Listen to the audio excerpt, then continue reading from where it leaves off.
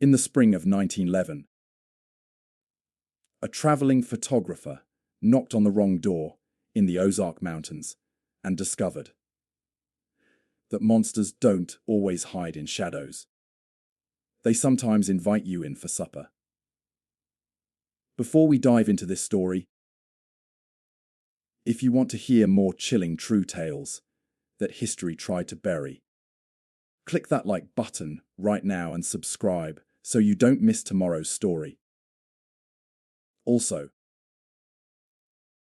drop a comment below telling me where you're watching from and what time it is there. I love seeing our community grow across different time zones. Now, let's continue with the story.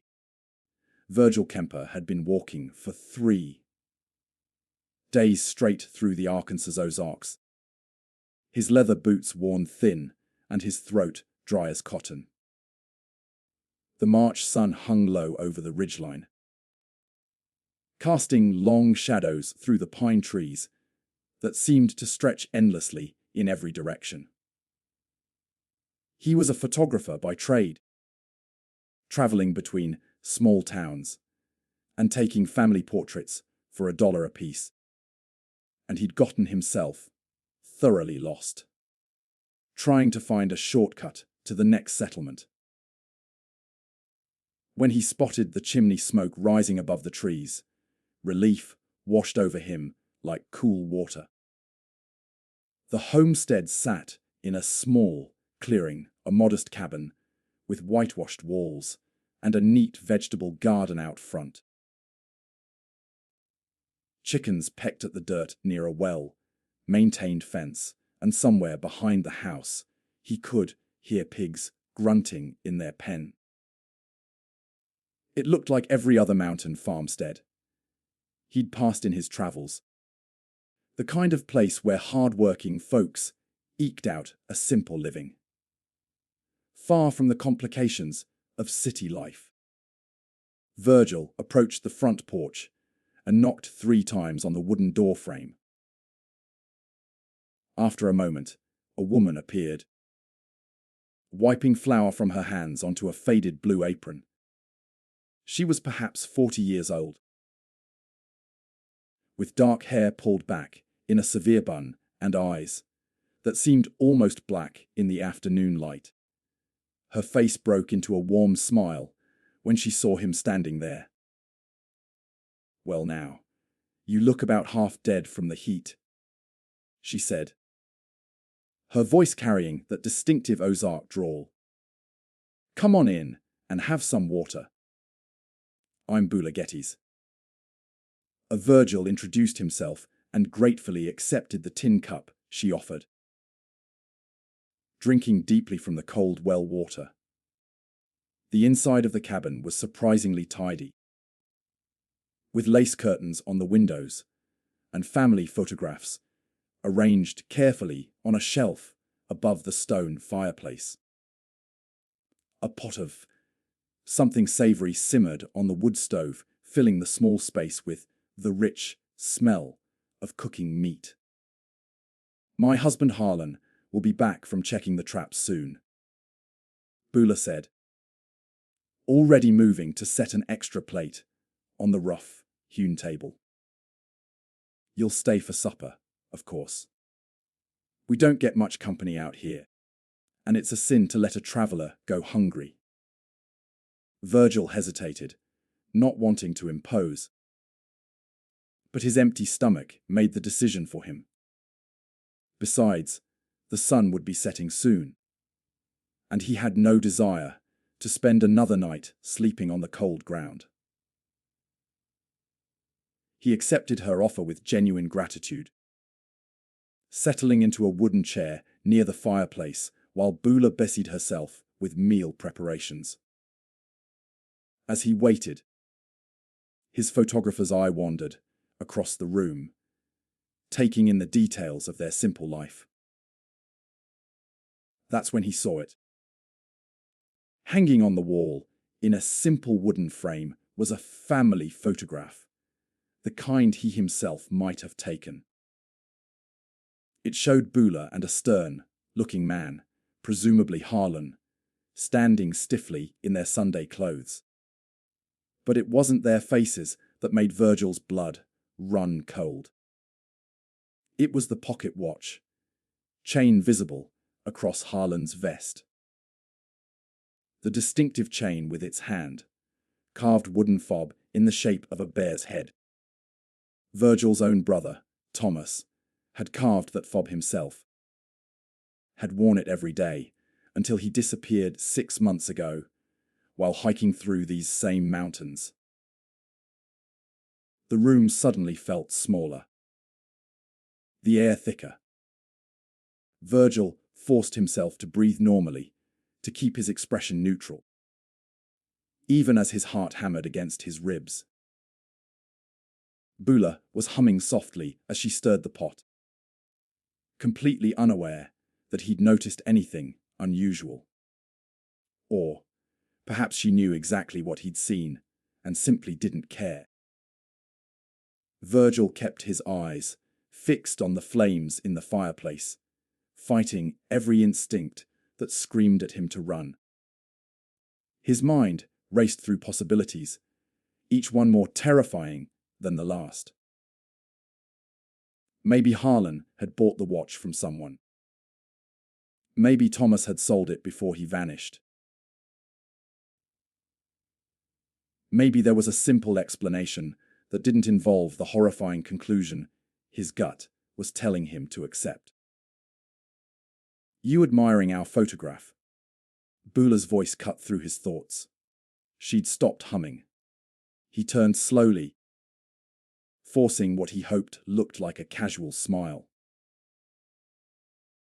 "Just thinking how nice it must be, having someone to capture memories like that. I take pictures for a living, but I rarely get my own taken." Bula studied him for a long moment, her dark eyes unreadable. Then she smiled again, but this time it didn't quite reach those eyes. "Harlan does love his timepieces. Collects them when he can. Says a man should always know what hour it is, even out here, where time moves different." The door opened before Virgil could respond, and a tall man stepped inside, bringing with him the smell of pine sap and something metallic that might have been blood. Harlan Geddes was lean and weathered, with a thick beard going grey at the edges and hands that looked strong enough to snap wood. He carried a rifle in the crook of his arm, casual as breathing. "We got company, I see," Harlan said, leaning his rifle against the wall near the door. His eyes moved over Virgil with the calculating assessment of a man who'd spent his life judging whether something was predator or prey. "This is Mr. Kemper," Bula said. "He's a photographer traveling through. I invited him for supper." "Photographer." Harlan hung his hat on a peg and moved to the wash basin, rolling up his sleeves. "Don't get many of your kind out this way. Most folks with cameras stick to the towns, where there's proper roads and paying customers. I like the mountain country," Virgil said, keeping his voice steady. "The light's different here. Makes for interesting pictures." They sat down to eat as the last of the daylight faded outside. The stew was rich and well seasoned, but Virgil could barely taste it. He noticed how Harlan kept glancing at him throughout the meal, not with suspicion exactly, but with a kind of focused attention that reminded Virgil of how his uncle used to watch deer before pulling the trigger.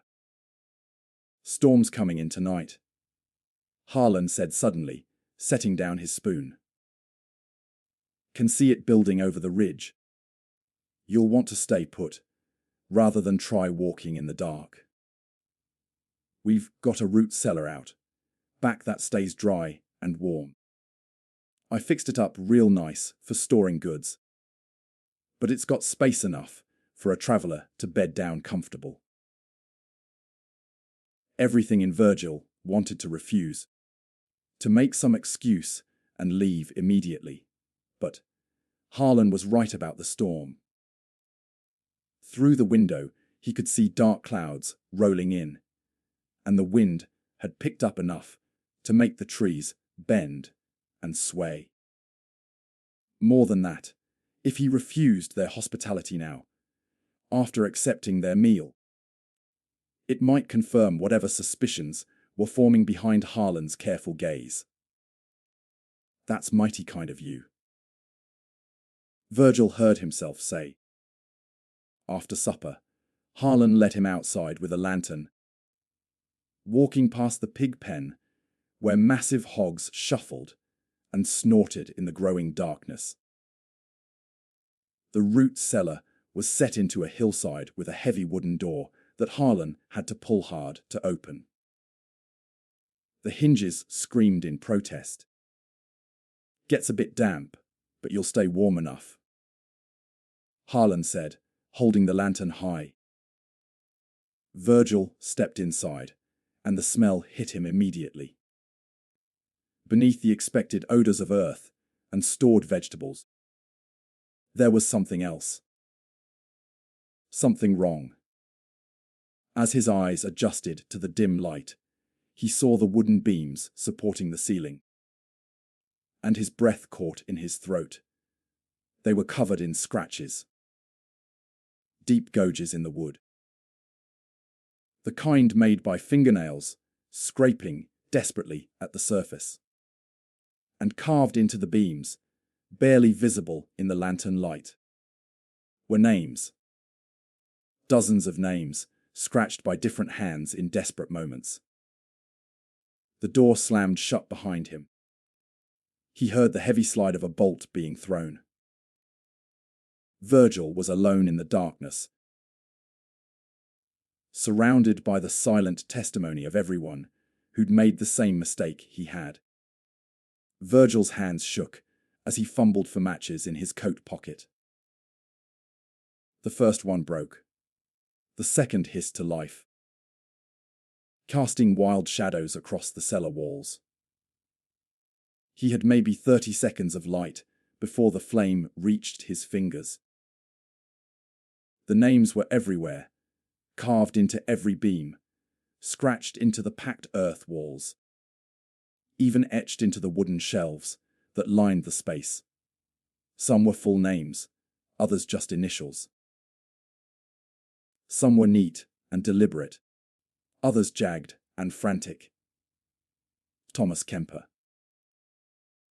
His brother's name was there, carved deep into the main support beam at eye level. The match burned his fingers and he dropped it, plunging back into absolute darkness. His breath came in short gasps as panic threatened to overwhelm him. He forced himself to think, to move past the horror of understanding what had happened to Thomas and focus on survival. The cellar was maybe 10 feet square with a dirt floor and that single heavy door. He felt along the walls, searching for any weakness, any gap in the construction. Nothing. Harlan had built this prison well. Thunder rumbled outside, followed by the first heavy drops of rain hammering against the door. Virgil sank down against the far wall, his mind spinning through everything he'd seen, every detail that suddenly made terrible sense. The well, fed pigs, the tidy house. Beulah's unnatural calm when she'd seen him staring at the photograph. They'd done this before. Many times before. Sleep was impossible. He spent the night listening to the storm and the sounds from outside. Once, around what he guessed was midnight, he heard the pigs going wild, squealing and fighting over something. The sound went on for nearly an hour before silence returned. When grey light finally crept through the cracks around the door, Virgil was ready. He'd spent the dark hours preparing, using his belt buckle to work loose a shelf bracket, giving him a piece of metal about 6 inches long with a sharp edge. It wasn't much, but it was something. He heard footsteps approaching. The bolt slid back. Harlan opened the door, backlit by the morning sun, and in his hands was a tray with bread and water. "Morning," Harlan said, as casually as if Virgil were a welcomed guest. "Figured you'd be hungry." But as he stepped inside, Virgil noticed something crucial. Harlan had left his rifle leaning against the doorframe outside. For just a moment, the older man was off balance, bending forward with the tray. Virgil exploded upward, driving his shoulder into Harlan's chest. The tray went flying. They crashed backward through the doorway into the mud, and Virgil scrambled for the rifle.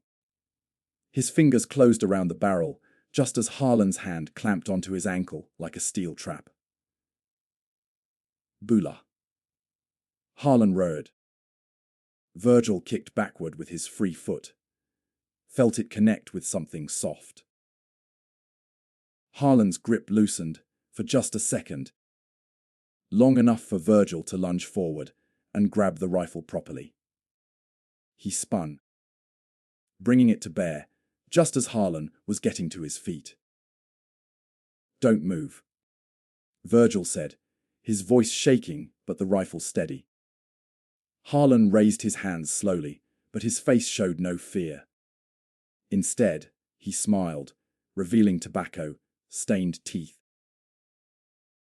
"You think you're the first to get that gun pointed at me, boy? You think you got what it takes to pull that trigger?" Behind Harlan, the cabin door opened. Bula stepped out, and in her hands was a shotgun, already aimed at Virgil's chest. "You should have just eaten your supper and gone to sleep," she said softly. "Would have been easier for everyone." Virgil's mind raced. He was caught between them, exposed in the open yard with nowhere to run. The tree line was 50 yards away, too far to reach before Bula could fire. But staying meant certain death. He made his choice in a heartbeat. Instead of running toward the trees, he ran toward the pig pen, vaulting over the fence and landing hard in the mud on the other side. A shotgun blast tore through the air where he'd been standing a second before.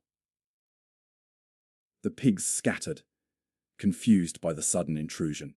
Virgil kept moving, using the animals and the fence posts as cover as he worked his way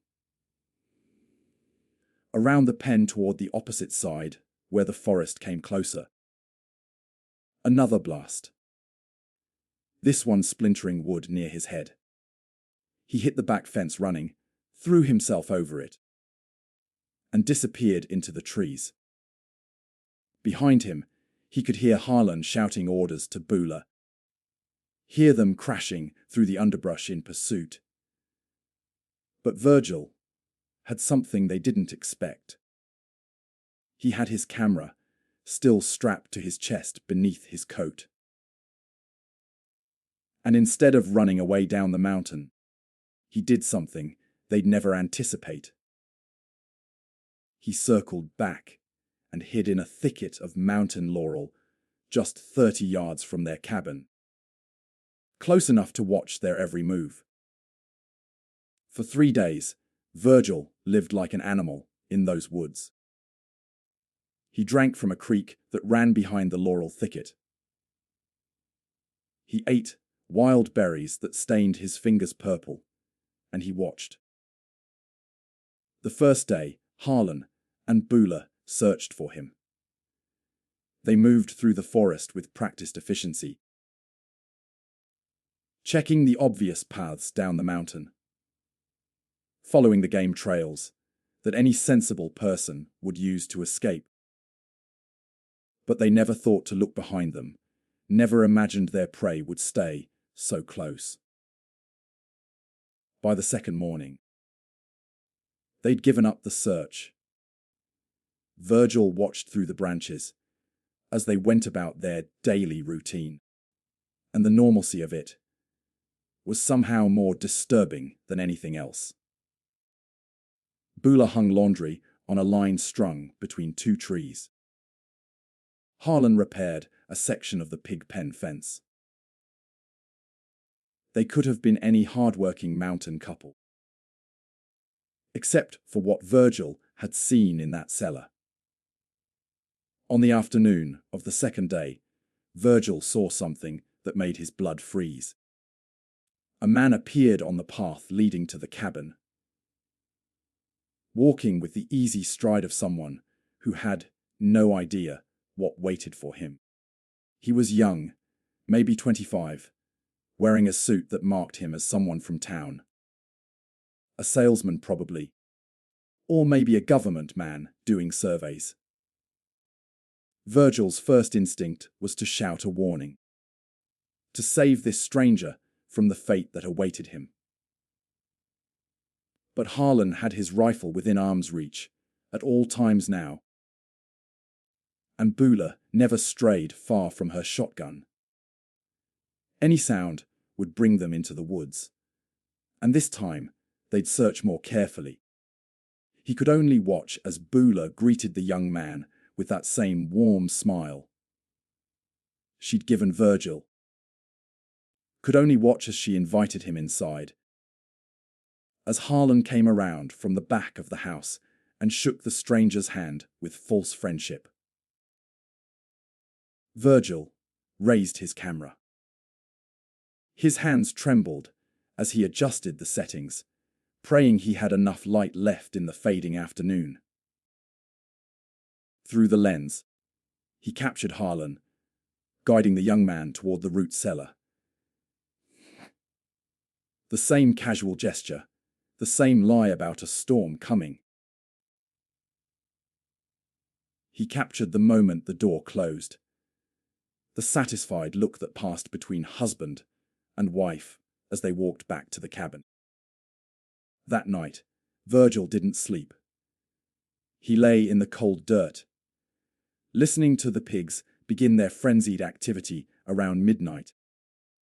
The sounds they made were enthusiastic, almost joyful, and Virgil had to press his face into the earth to keep from being sick. He understood now what happened to the bodies, understood the efficient horror of the Getty's operation. The third day brought rain again, a steady drizzle that soaked through Virgil's clothes and turned the ground to mud. But the rain also gave him cover to move closer, to position himself where he could see through the cabin's front window. He needed more evidence, more proof that would make the authorities believe the impossible story he had to tell. Through the wavy glass, he watched Bula moving around inside. She was doing something at the table, her movements methodical and precise. When she shifted position, Virgil saw what held her attention. The young man's belongings were spread across the wooden surface. His pocket watch, his wallet, a fountain pen, a small leather journal. Bula was sorting through them with the practiced efficiency of someone who'd done this many times before.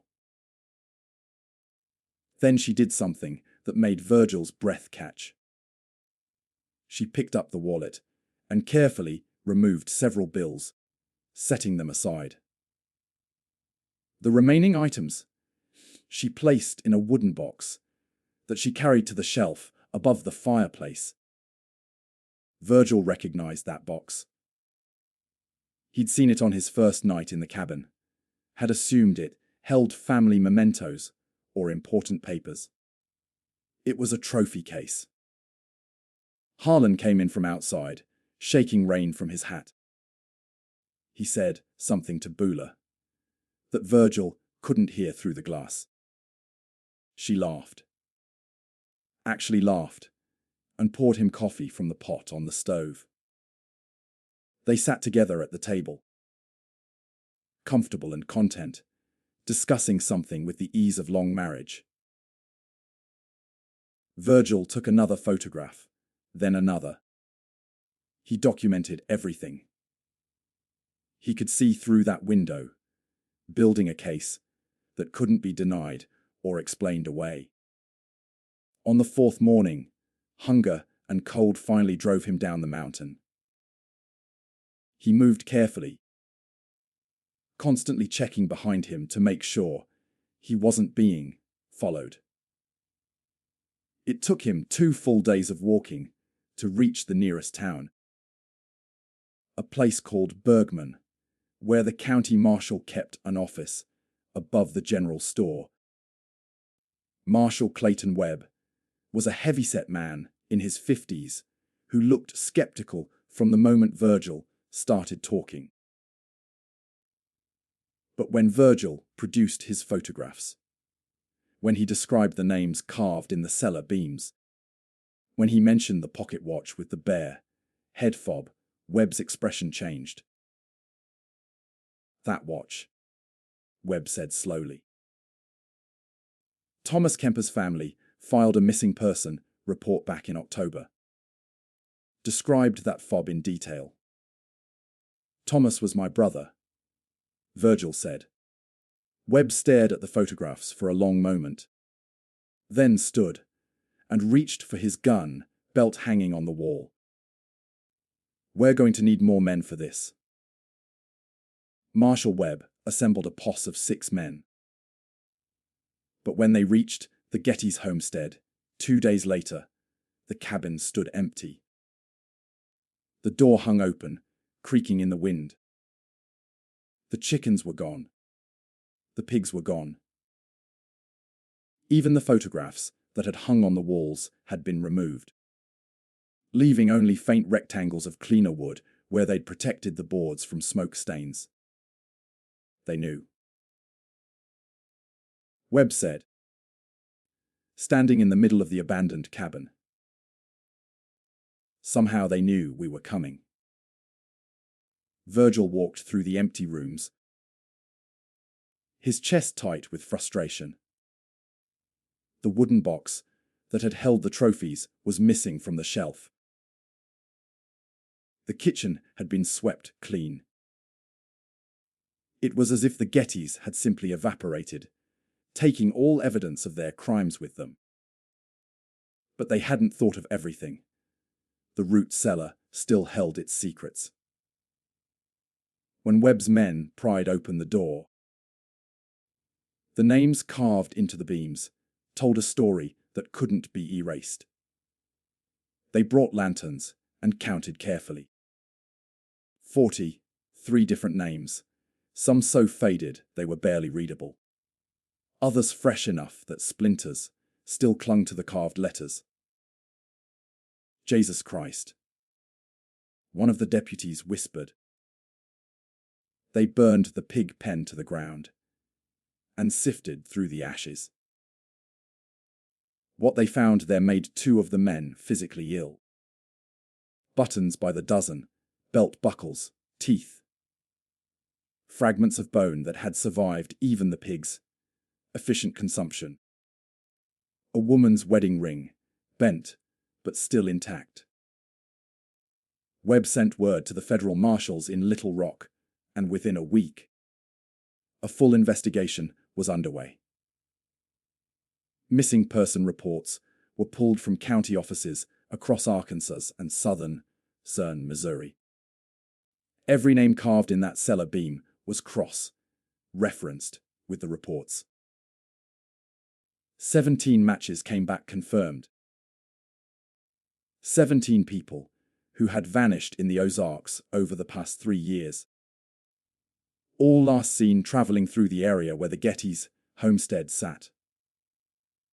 Traveling salesmen, government surveyors, amateur hikers who'd read the new magazine articles about the scenic beauty of the Ozark wilderness. One was a schoolteacher from Satan, Lewis, who'd been visiting family. Another was a circuit preacher. But the oldest name in that cellar, the one carved highest up the beam, where the wood was darker with age, dated back much further. When investigators traced it, they found a missing person report from 1905. 2 years before the Gettys had even purchased their property. That's when the real scope of the horror began to reveal itself. Federal Marshal Edmund Gaines arrived from Little Rock with a theory that turned Virgil's stomach. He spread a map across Webb's desk, marking locations with red pins. "I've been going through old case files," Gaines said, "looking at unsolved disappearances in remote areas across 3 states. Look at this pattern." The pins formed a trail. Western Kentucky, 1898 to 1902. Eastern Tennessee, 1903 to 1905. Southern Missouri, 1906 through 1908.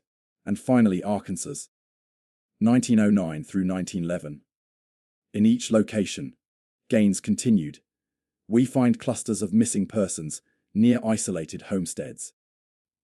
And in each location, property records show a couple matching the Getty's description. Purchased land, lived there for a few years, then sold or abandoned it suddenly. They've been doing this for over a decade at least, Webb said, his voice hollow. And they're not running scared. They're relocating. They've done it before, and they'll do it again. Virgil looked at the map, at the westward progression of red pins. Where does the pattern lead? Gaines placed his finger on the blank space west of Arkansas. Colorado, Wyoming, Montana. Territories with even more isolation, even less law enforcement. Even more travelers passing through on their way to somewhere else. A telegram arrived that evening from the marshal's office in Springfield, Missouri. A homesteader there had reported an encounter with a couple trying to purchase his remote property. The man had seemed overly interested in whether hikers used the trails nearby.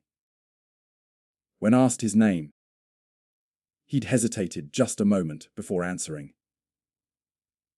The description matched Harlan Getty's perfectly. They're already setting up again, Gaines said. Probably have been planning it for months. That's why they ran so clean. They're experienced at this. Virgil felt something cold settle in his chest. The Gettys weren't desperate criminals fleeing justice. They were predators moving to new hunting grounds. And they'd left no trail that could be followed quickly enough to stop them. We need to send warnings to every marshal's office west of here, Webb said. Telegraph every town, every county, every territory. But Gaines shook his head slowly. You know how big that territory is.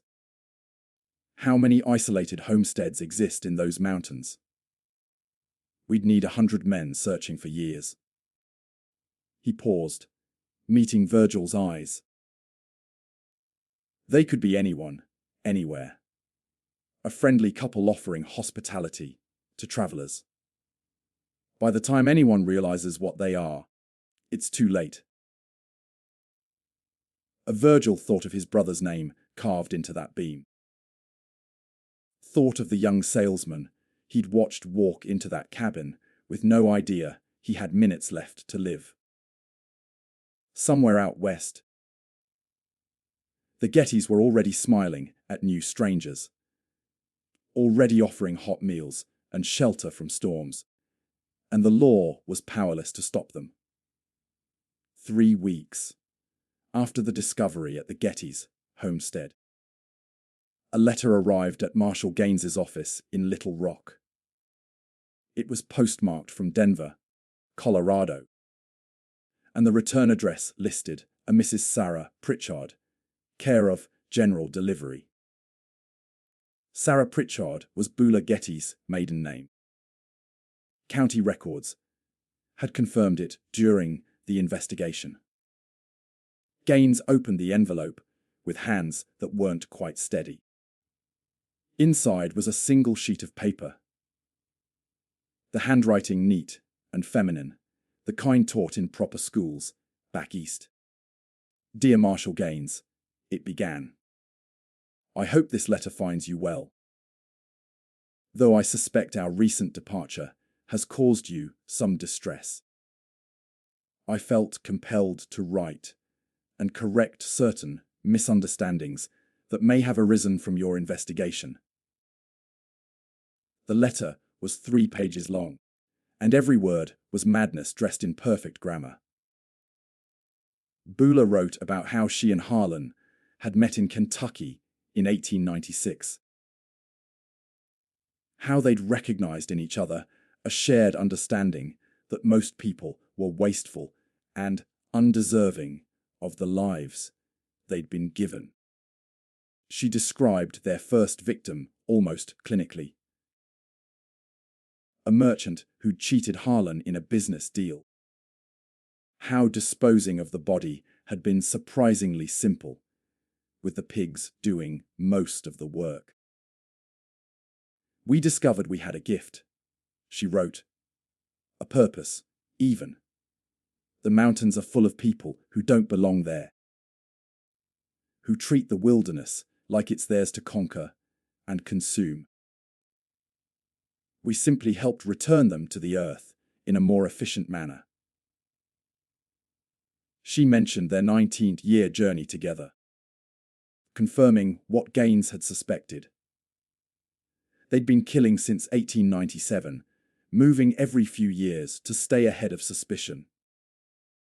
She even provided details about locations they'd lived that hadn't appeared in the investigation yet.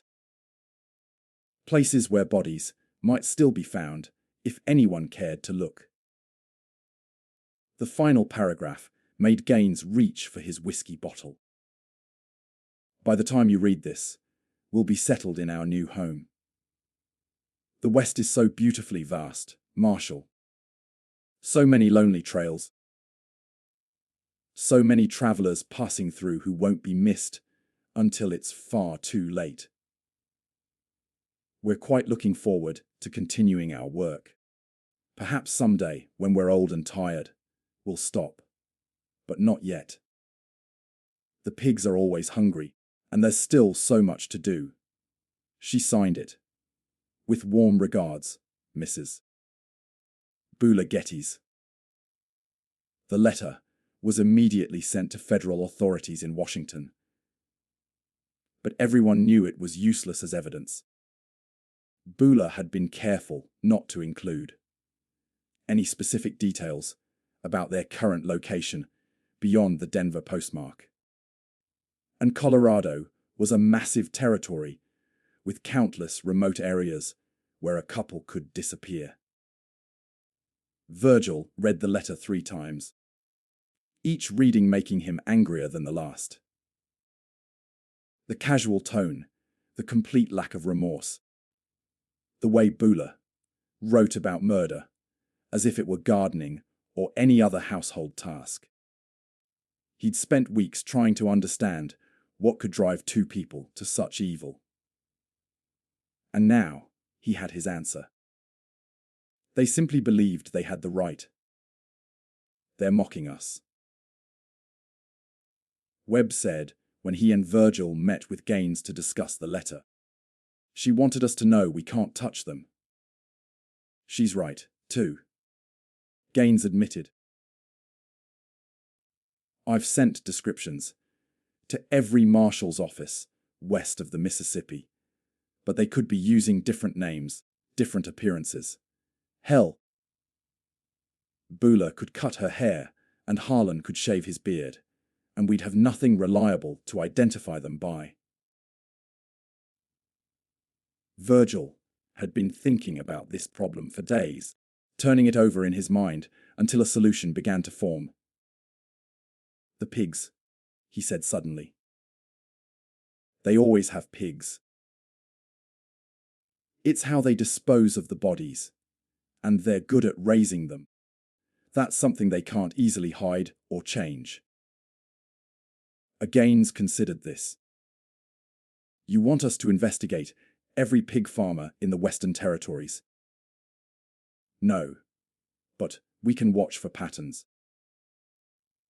Remote homesteads with pigs near popular hiking trails or traveling routes, where the owners are new to the area and keep to themselves. It's not much, but it's something. The web nodded slowly. And if we find them. Then I'm going with you, Virgil said. His voice carried a hardness that hadn't been there a month ago. I've seen what they do. I've watched them work. I know how they think. What Virgil didn't say out loud was that he'd been having dreams about his brother. About Thomas's final hours in that root cellar. About the moment he must have realized no one was coming to save him. Those dreams woke Virgil every night, and sleep had become something he feared rather than sought.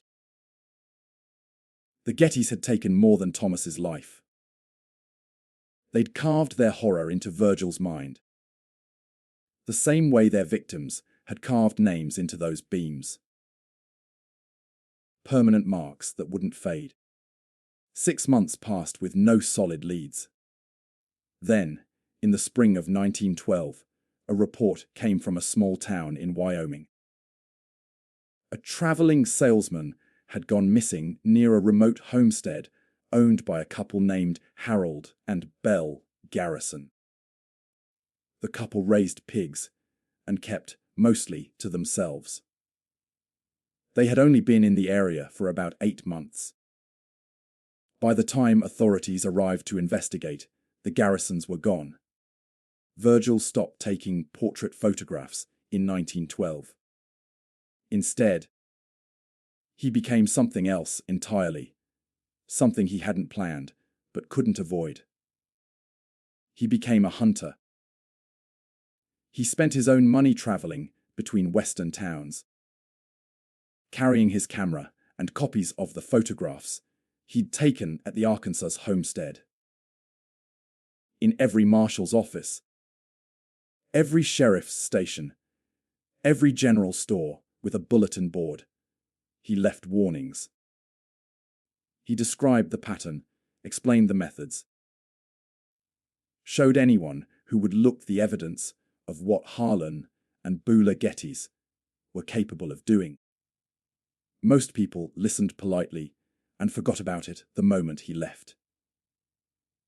A few thought he was obsessed, maybe even unhinged. But some believed him, and those few started watching their own communities more carefully. In 1913, Virgil tracked the couple to a place called Wisdom, Montana. A local rancher had reported an odd interaction with a new couple who'd asked detailed questions about foot traffic through the mountain passes. The description matched, and Virgil arrived within 2 weeks of getting the telegram. The homestead sat in a valley surrounded by peaks, still capped with snow, even in summer. Virgil approached carefully this time, learning from his first encounter. He didn't go to the door.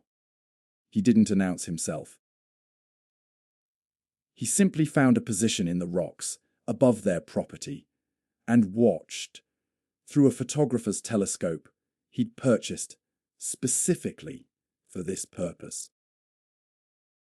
For 4 days, he observed them going about their routine.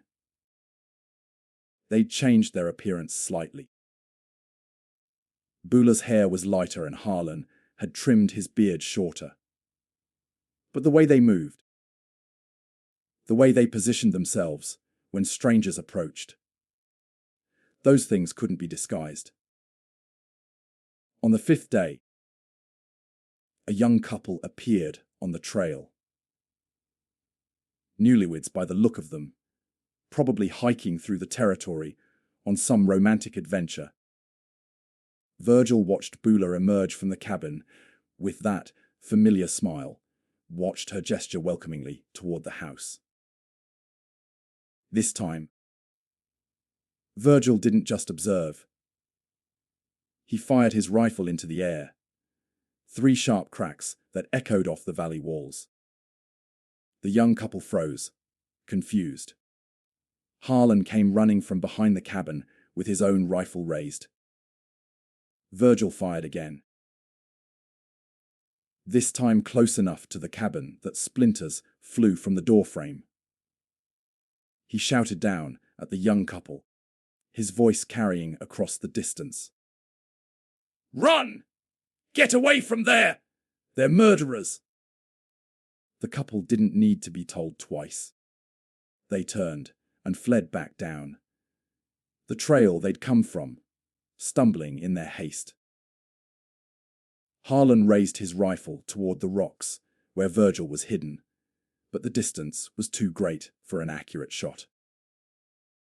Instead, he lowered the weapon and stared up at the hillside, his face twisted with rage. Then he did something Virgil didn't expect. He smiled and raised one hand in a casual wave, as if greeting an old friend. By the time the marshal from the nearest town arrived the next morning, the homestead was abandoned again. Harlan and Beulah had packed up in the night and vanished like smoke. They'd been so efficient in their departure that they'd even taken time to burn the root cellar, collapsing it inward so thoroughly that excavating it would take days. "You saved those young people's lives," the marshal told Virgil. "But you've also let the Gettys know someone's actively hunting them." "Good," Virgil said. "Let them know. Let them spend every day looking over their shoulders, wondering if I'm watching. Let them feel what their victims felt." But the truth was more complicated than that. Virgil knew he'd changed the dynamic, turned the hunt into something personal. The Gettys would be more careful now, more suspicious of strangers. They might even stop killing for a while, lie low until they felt safe again. Or they might become more dangerous, more desperate. That same year, Beulah sent another letter. This one addressed directly to Virgil, in care of the federal marshal's office. How she'd known where to send it, he couldn't guess. Maybe she had contacts who kept her informed. Maybe she'd been watching the telegraph offices for his name. The letter was shorter this time, just a few lines in her neat handwriting. "Oh, Mr. Kemper, you've become quite the nuisance. Harlan finds it amusing, but I must confess to some annoyance. You can't be everywhere at once. And we've grown rather skilled at recognizing when we're being observed. Still, your dedication is admirable. Your brother would be proud. I think he spoke of you often during his final days. He believed you'd come looking for him. In a way, I suppose he was right. Perhaps we'll meet again someday under more favorable circumstances. Until then, happy hunting." Virgil burned the letter after reading it, but the words were already carved into his memory. The years blurred together for Virgil. 1914 brought 2 false leads and 1 near miss in Oregon, where he arrived just hours after the couple had moved on. 1915 was worse, with no confirmed sightings at all, just rumors and possibilities that led nowhere. Then, in February of 1916, something changed.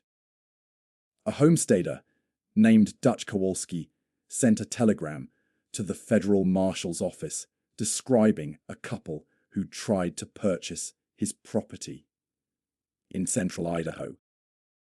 The description matched. But what caught Virgil's attention was a specific detail Kowalski mentioned. The woman had a distinctive scar on her left hand, a half-moon shape between her thumb and forefinger. Virgil remembered that scar. He'd seen it when Buller handed him the cup of water on that first day. Though he'd been too distracted by thirst and exhaustion to register it consciously. The detail had surfaced later in nightmares, his mind replaying every moment of that encounter. He was on a train heading north within 12 hours. The Kowalski homestead was more remote than any location the Gettys had chosen before, sitting at the end of a valley that saw maybe a dozen travelers per year.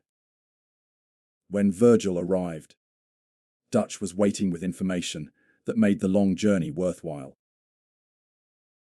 They came back, Dutch said. After I turned down their offer, they returned 3 days later with a different story. Said they were just looking for work. Asked if I needed help with spring planting. They're staying in an old trapper's cabin about 5 miles west of here. This was different. The Gettys had always owned their properties, always maintained the appearance of established residents. Faux. Staying in someone else's cabin, working as hired help. That spoke of desperation or a change in tactics. Why didn't you run them off? Virgil asked. Dutch's face hardened. Because my daughter's been missing since last October. Went hiking in these mountains and never came home. When I saw that couple, something in my gut told me they knew what happened to her. Virgil felt his chest tighten. Don't do anything yet.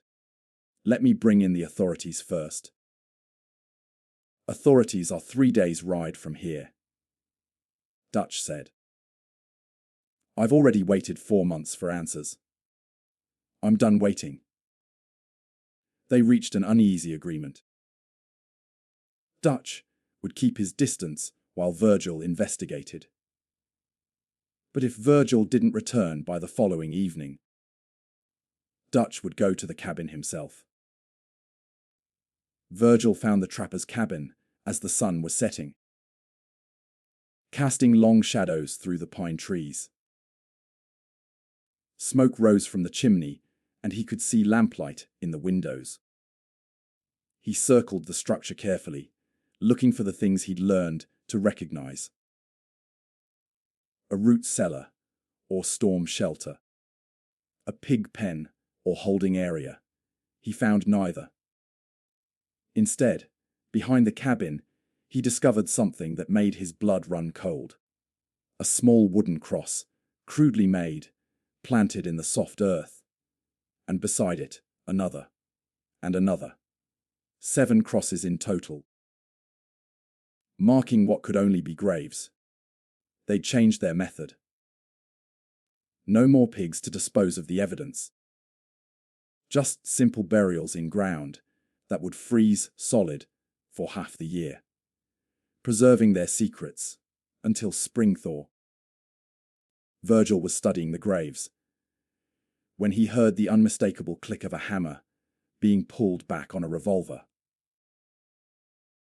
You're persistent, Mr. Kemper. I'll give you that. He turned slowly. Harlan stood 20 feet away, the revolver steady in his hand. He looked older, more weathered, but his eyes held the same cold calculation Virgil remembered. "Where's Bula?" Virgil asked, buying time while his mind raced through options. "Inside, making supper. We were expecting you, actually. Bula said you'd figure out where we were sooner or later. She has a sense about these things." Dutch Kowalski's daughter. "Is she under one of those crosses?" Harlan's expression didn't change. "That was unfortunate. She stumbled on us at the wrong time. We'd been careful to only take drifters and travelers here. But she was in the woods gathering herbs, or some such nonsense. Saw things she shouldn't have seen." "How many?" Virgil asked, gesturing toward the graves. "How many more since Arkansas? Does it matter?" "7 here, a dozen in other places. We lost count somewhere around Montana." Harlan shrugged. "The West is bigger than we expected. More space between settlements. Had to adapt our approach." "You're going to kill me now," Virgil said. It wasn't a question.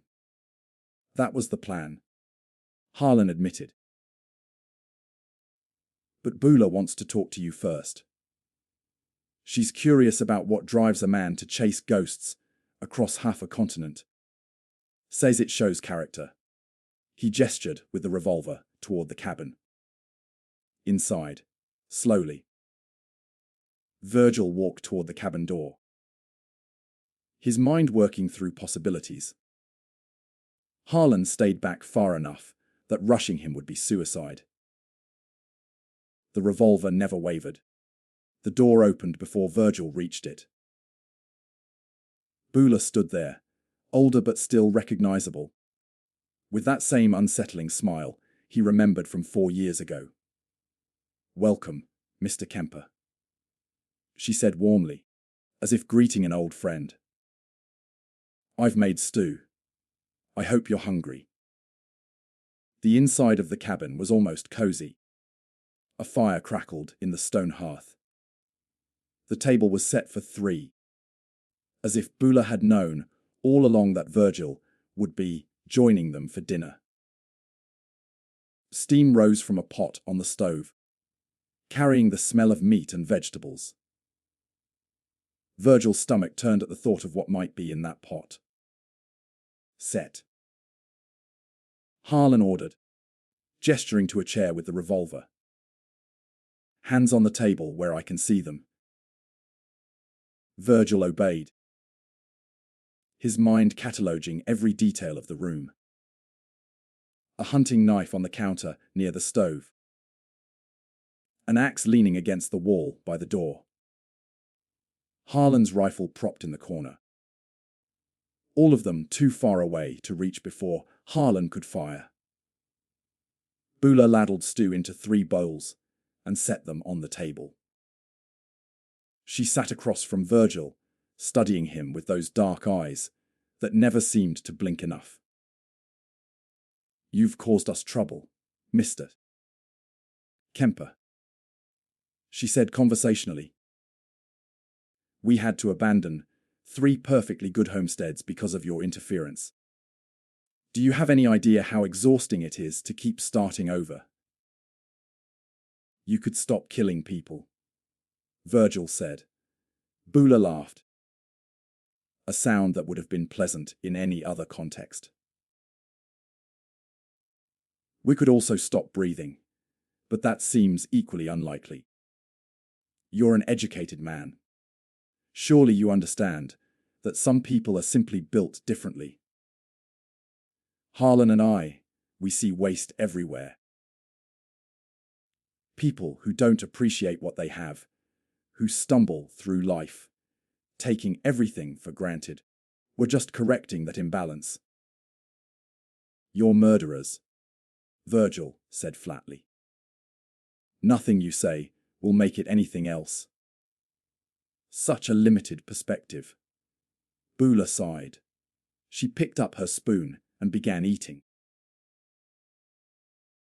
Your brother had a similar attitude at first. But toward the end, after 3 days in that cellar, he started to understand. He begged us to make it quick. Promised he'd do anything if we just let him die without suffering. Virgil's hands clenched into fists on the table. Don't talk about him. But why not? He's the reason you're here, isn't he? Thomas spent his last hours calling your name, you know. Thought you'd come save him. Bula tilted her head, watching his reaction with clinical interest. I wonder if he'd be proud of what you've become, chasing us across the country like some avenging angel. Or would he be disappointed that his brother threw away 4 years of his life on a futile quest? Nothing about this is futile, Virgil said. Every time I've stopped you, I've saved lives.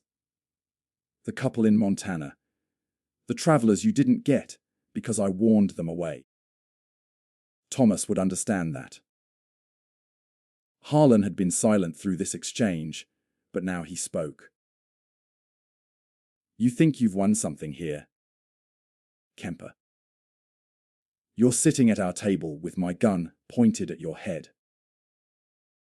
Tomorrow morning, you'll be under the 8th cross outback, and we'll move on to the next place.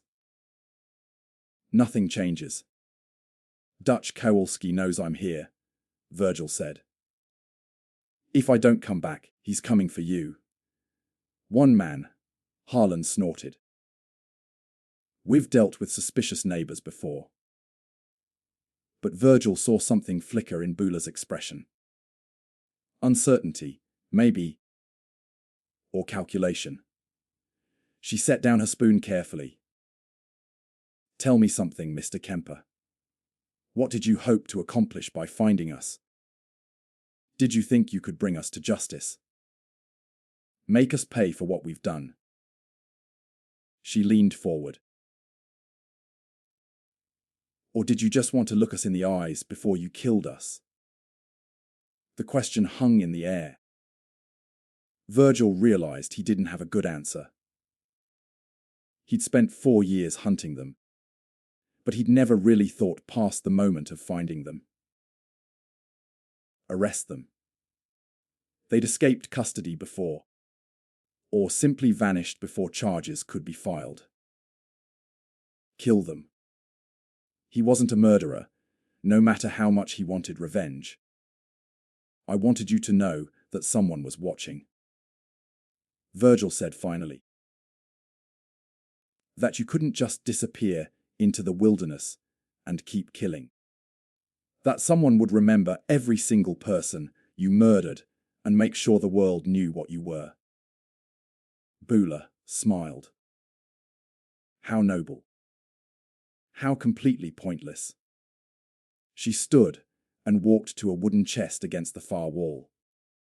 When she returned, she carried a leather-bound journal, the pages thick with writing. She set it on the table between them. This is our record, she said. Every person, every location, every detail. 22 years of work, documented with care. When we're gone, truly gone, someone will find this. Maybe they'll be horrified. Maybe they'll be fascinated. Either way, we'll be remembered far better than our victims ever will be. You're insane, Virgil whispered. We're honest, Bula corrected. We don't pretend to be something we're not. Can you say the same? She nodded to Harlan. Take him to the shed.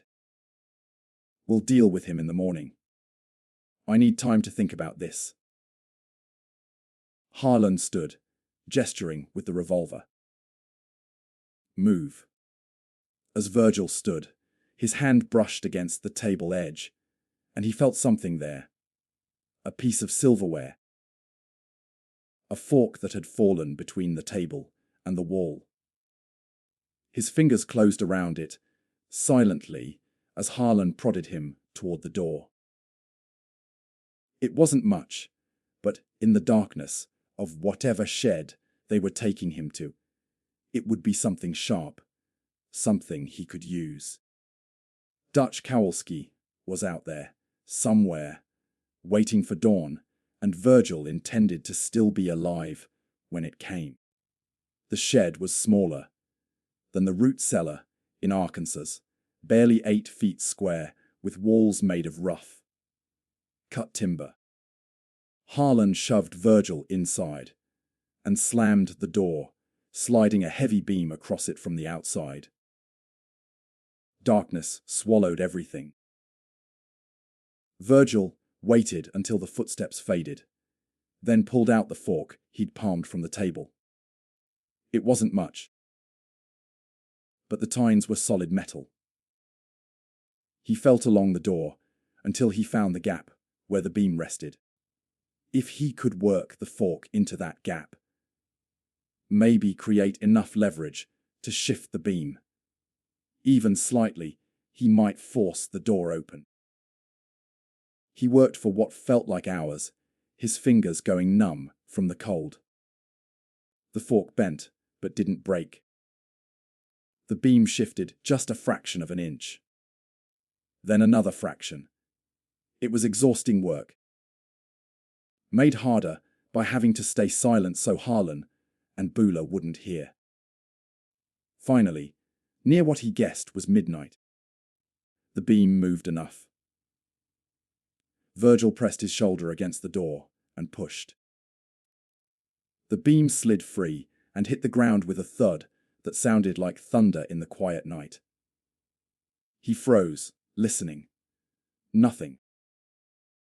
Either they hadn't heard, or they were waiting to see what he'd do next. Virgil slipped out of the shed and moved through the shadows toward the cabin. Through the window, he could see lamplight still burning. Harlan sat at the table, the journal open in front of him, writing something. Bula was nowhere visible. Then he heard it, the distinctive click of a shotgun being cocked directly behind him. "You're predictable, Mr. Kemper." Bula's voice came from the darkness. Harlan said, "You'd try something clever." "I said you'd go for the journal. We were both right." Virgil turned slowly. Bula stood 15 feet away, the shotgun level and steady. In the moonlight, her face looked almost peaceful. "That journal is the only evidence that proves everything," Virgil said. "Without it, you're just another couple living in the wilderness." "Exactly. Which is why we'd never leave it unguarded." She smiled. "Did you really think we'd just let you escape?" A rifle shot cracked through the night, and Bula stumbled forward. The shotgun discharged into the ground as she fell. Virgil spun to see Dutch Kowalski emerge from the trees, his rifle already being reloaded with practiced speed. The cabin door flew open. Harlan appeared with his revolver raised, but Dutch was faster. The second shot caught Harlan in the chest, spinning him backward into the doorway. Virgil ran to the cabin. Harlan was still alive, blood spreading across his shirt, his hands scrabbling weakly for the revolver that had fallen just out of reach. Virgil kicked it away and grabbed the journal from the table. "It's over," Virgil said. Harlan's laugh was wet and painful. "You think this ends with us? There are others out there, Kemper. People like us. We're not unique. We're just the ones you caught." His eyes were already glazing over. "The wilderness is full of predators. Always has been. Always will be." He died before Virgil could respond. Outside, Dutch stood over Boulah's body, his face carved from stone. "My daughter," he said, his voice breaking. "Which one is she?" Virgil opened the journal to the most recent entries. The handwriting was meticulous, each victim documented with dates and details. He found the entry from October 1914. Margaret Kowalski, aged 19. The description of what they'd done made him feel sick. The second cross from the left. Virgil said quietly. Dutch nodded once, then walked toward the graves without another word. Federal marshals arrived 3 days later. They exhumed all 7 graves and identified the victims through belongings documented in the journal. Margaret Kowalski was returned to her family for proper burial. The others, travelers from distant places, were harder to trace, but the journal provided enough information to notify most of their families.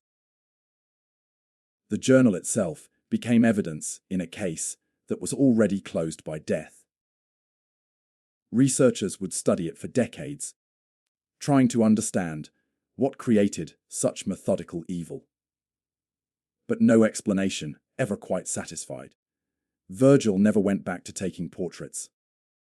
Instead, he spent the rest of his life working with law enforcement across the Western Territories, teaching them to recognize patterns, to pay attention to clusters of disappearances near remote homesteads. Some listened, some didn't. But slowly, the wilderness became a little less safe for predators like the Gettys. He died in 1943, an old man who'd never married, never settled down. In his effects, investigators found a photograph he'd taken through the window of that Arkansas cabin in 1911, showing Boulah sorting through her victims' belongings. On the back, he'd written a single sentence in careful script. For Thomas, and for all the others who carved their names in the dark. The Gettys' homestead in Arkansas was burned to the ground in 1920 after local children reported hearing sounds coming from the field in Root Cellar. Nothing was ever found, but no one built on that land again. Even now, more than a century later, hikers sometimes report feeling watched when they pass through that particular valley. And if something hungry still lingers in the spaces between the trees, remember this. Evil doesn't always announce itself with monsters and shadows. Sometimes it knocks on your door with a smile, offers you shelter from the storm, and asks you to stay for dinner. The scariest devils we'll ever meet are the ones who look just like us. Before you go, I need you to do one more thing for me. Kindly subscribe, because tomorrow I'm bringing you another buried piece of history that deserves to be remembered. These stories matter. The victims matter. And by watching, by engaging, by sharing, you're making sure they're never truly forgotten. Drop a comment and let me know what you think.